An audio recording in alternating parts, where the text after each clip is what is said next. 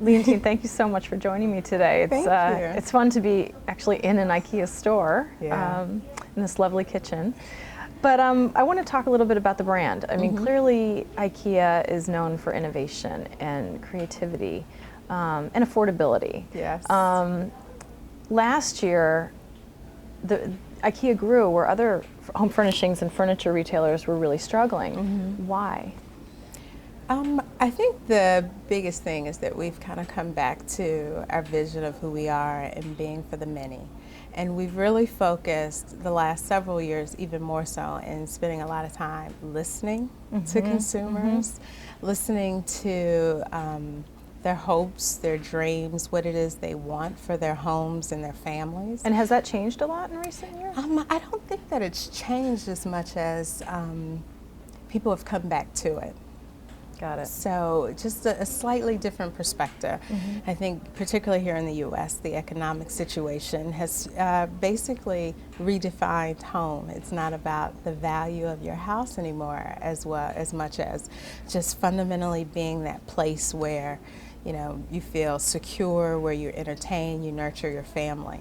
So I think a large factor for us has been that the listening is paying off, and we have taken the time to actually show consumers that we have solutions and products that can actually satisfy some of those needs and their wants. So how are you listening now? Like, what sort of methods are you using to really tap into consumer sentiment? This is actually probably the best part of my job. We do a lot of market research, and we've taken it to another level, and we've been doing home studies. And these are situations where we are actually going into consumers' homes. They're inviting us into their homes to talk about their home furnishing needs, what they're interested in, what they want.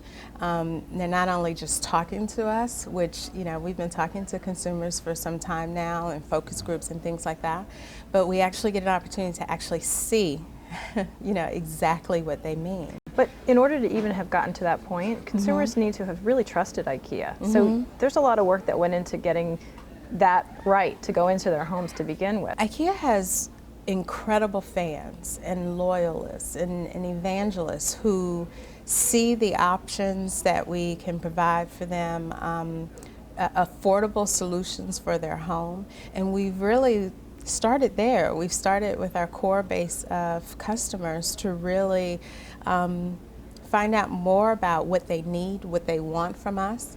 And then we've actually leveraged them to kind of grow our network with their friends, their families, as well as broadening our customer base and just appealing to a new audience by basically showing that we have something regardless of this life stage that a consumer is at any given point. Well, so is it that you've had to expand your product line, or is it more that your marketing reflects that range of options now more than ever? I think it's more around the marketing reflecting that. We've always had this range, and we talk about the store. This is the largest media. If you want to know what IKEA has to offer.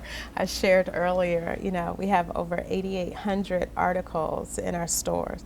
But it's hard to really communicate that in a mass media perspective. So we've really looked at, understanding the specific life stages consumers are and targeting some of that communication in order to highlight that. So talk about that. How are you leveraging social media, for example?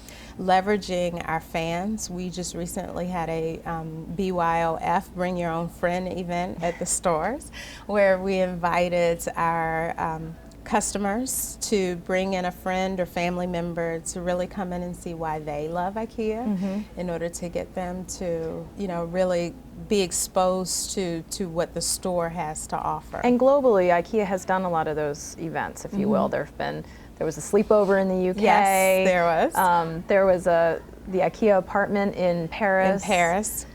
Talk about these events. I think the best part about being IKEA is we can be fun and surprising, and that is what our consumers are looking for. Of course, they're looking for the competence in home furnishing and furniture. They're looking for accessories that can accent what they already have, and they're looking to come in and totally demolish their kitchen, for example, and come in and have, a totally new kitchen. And so a lot of these initiatives really are around bringing some of that excitement and that surprise around IKEA directly to consumers.